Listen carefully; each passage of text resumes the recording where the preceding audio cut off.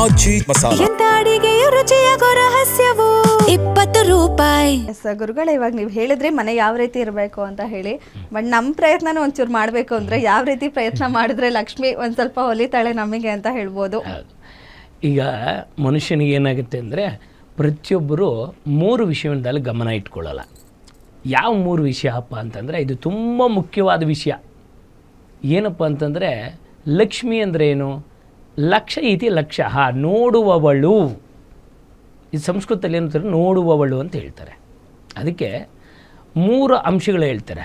ಅದು ಯಾವುದಪ್ಪ ಅಂದರೆ, ಮೊದಲು ಬಂದು ಸಮಯ, ಎರಡನೇದು ಬಂದು ಶಕ್ತಿ, ಮೂರನೇದು ಬಂದು ಮನುಷ್ಯನ ಮುಖ್ಯವಾಗಿರ್ತಕ್ಕಂಥದ್ದು ಹಣ. ಯಾರು ಟೈಮ್ ಸೆನ್ಸ್ ಇಟ್ಕೊಂಡು ಸಮಯಕ್ಕೆ ಕರೆಕ್ಟಾಗಿ ತಮ್ಮ ಕರ್ತವ್ಯನ ಯಾರು ಮಾಡ್ತಾರೋ ಅವ್ರ ಹತ್ರ ಖಂಡಿತ ಲಕ್ಷ್ಮಿ ಬರ್ತಾಳಂತೆ.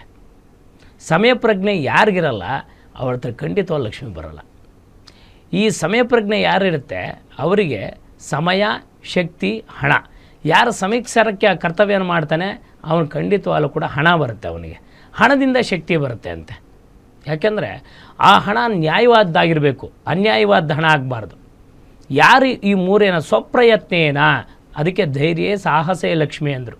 ಯಾರಿಗೆ ಧೈರ್ಯವಾಗಿ ನಾನು ಇಂಥದ್ದನ್ನು ಮಾಡ್ತೀನಿ ಅಂತೇಳಿ ಮುನ್ನುಗ್ಗು ಹೋಗ್ತಾನೋ ಅವನ ಹತ್ರ ಖಂಡಿತವಾಗಲೂ ಅಷ್ಟಲಕ್ಷ್ಮೀರು ಬರ್ತಾರಂತೆ. ಅದಕ್ಕೆ ಲಕ್ಷ್ಮಿ ಅಂದರೆ ಹಣ ಒಂದೇ ಅಲ್ಲ, ಹಣ ಒಂದೇ ಇದ್ದರೆ ಹೊಟ್ಟೆಗೆ ಏನು ತಿನ್ನೋದು?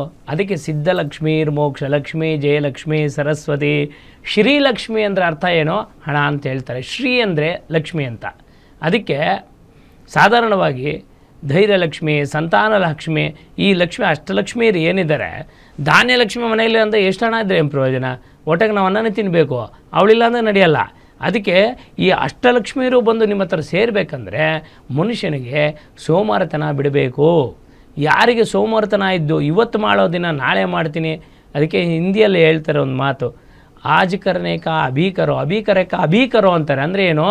ನೀನು ನಾಳೆ ಮಾಡೋದನ್ನು ಈಗಲೇ ಮಾಡು, ಇವತ್ತೇ ಮಾಡು, ಇವತ್ತು ಮಾಡೋದನ್ನು ಈಗಲೇ ಮಾಡು ಕೆಲಸನ.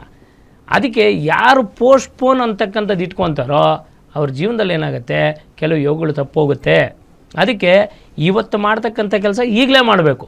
ನಾಳೆ ಅಂತಕ್ಕಂಥ ಬಾಯಲ್ಲಿ ಮಾತು ನಾಳೆ ಏನು ಅಂತ ಗೊತ್ತಿಲ್ಲ. ಆದ್ದರಿಂದ ಯಾರಲ್ಲಿ ಸೋಮವಾರತನ ಇರುತ್ತೆ ಅವರಲ್ಲಿ ಖಂಡಿತವಾಗ್ಲೂ ಮಾಡಲ್ಲ. ಅದಕ್ಕೆ ಧರ್ಮ, ಅರ್ಥ, ಕಾಮ್ಯ, ಮೋಕ್ಷ ಅಂತ ಕರೆದ್ರು 4. ಈ 4ರಲ್ಲಿ ಏನಾಗುತ್ತೆ, ತಂದೆ ತಾಯಿಗಳು ಮನೆಯ ಆಧಾರ ಸ್ತಂಭಗಳು. ಅವರು ಹೇಗಿರ್ತಾರೋ ಆ ರೀತಿಯಾಗಿ ಮುಂದಿನ ಇರ್ತಕ್ಕಂಥ ವಂಶಜರು ನಡ್ಕೊತ ಹೋಗ್ತಾರೆ. ಅದಕ್ಕೆ ಬೋರ್ಡ್ ಈಸ್ ದ ಮದರ್ ಅಂತಾರೆ. ಅದಕ್ಕೆ ಮನೆಯಲ್ಲಿ ತಂದೆ ತಾಯಿಗಳೇ ಆಧಾರ. ಮಕ್ಕಳು ನೋಡಿ ಕಲಿಯೋದಲ್ಲಿ ತಂದೆ ತಾಯಿಗಳಿಂದನೇ ಕಲಿಯೋದು.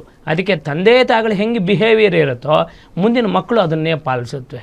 ಯಾಕೆಂದರೆ ಇವಾಗೆಲ್ಲ ಮುಂಚೆ ಎಲ್ಲ ಹಬ್ಬ ಹರಿದಿನ ಅಂತಂದರೆ ಸಂಭ್ರಮ ಆಚರಣೆ ಇರ್ತಾಯಿತ್ತು, ಮಾಡ್ತಾಯಿದ್ರು. ಈಗೆಲ್ಲ ರೆಡಿಮೇಡ್ ಆಗೋಗ್ಬಿಟ್ಟಿದೆ. ಹೋಳಿಗೆನೂ ರೆಡಿಮೇಡ್ ಸಿಗುತ್ತೆ, ಕಜ್ಜಾಯನೂ ರೆಡಿಮೇಡ್ ಸಿಗುತ್ತೆ. ಎಲ್ಲ ಅಂದರೆ ಬ್ಯುಸಿ ಜೀವನ ಆಗಿಬಿಟ್ಟಿದೆ. ಹಾಗಾಗಿ ಪಾಪ ಅವು ಜನದ ತಪ್ಪು ಅಂತ ಹೇಳಲ್ಲ ನಾನು, ಆದರೂ ಕೂಡ ಅವಕಾಶ ಮಾಡಿಕೊಂಡು ಸಂಸ್ಕೃತಿಯನ್ನು, ಧರ್ಮನ ಉಳಿಸ್ಕೊಳ್ತಕ್ಕಂಥದ್ದು. ಅದಕ್ಕೆ ತಂದೆ ತಾಯಿಗಳು ಅವರವರ ಕರ್ತವ್ಯ. ಅದಕ್ಕೆ ಧರ್ಮ ಅಂದರು. ಧರ್ಮ ಅಂದ್ರೇನು? ಒಂದು ಹೆಣ್ಣುಮಗು ಆಗಲಿ ಒಂದು ಗಂಡು ಮಗುಗೆ ಮದುವೆ ಆದ ಮೇಲೆ ಅವನ ಧರ್ಮ ಏನಿರುತ್ತೆ ಅಂತಂದರೆ ಮುಂದಿನ ಜೀವನದ ಕರ್ತವ್ಯ ಅಂತ ಹೇಳ್ತಾರೆ.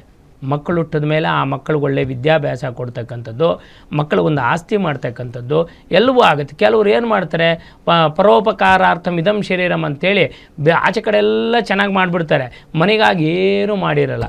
ಅದರಿಂದ ಏನಾಗುತ್ತೆ, ಮುಂದೆ ಕಷ್ಟಕ್ಕೆ ಸಿಕ್ಕಾಕೋಬೇಕಾಗತ್ತೆ. ಅದಕ್ಕೆ ಯಾರಲ್ಲಿ ಸೋಮವಾರತನ ಇರಲ್ಲ ಅವರು ಖಂಡಿತವಾಗಲೂ ಕೂಡ ದೇವರು ಮಹಾಲಕ್ಷ್ಮಿ ಅಂತಕ್ಕಂಥ ನಾವು ಉಳಿಯೋಕ್ಕೆ ಅಂತ ನೋಡ್ಕೊತಾಳಮ್ಮ.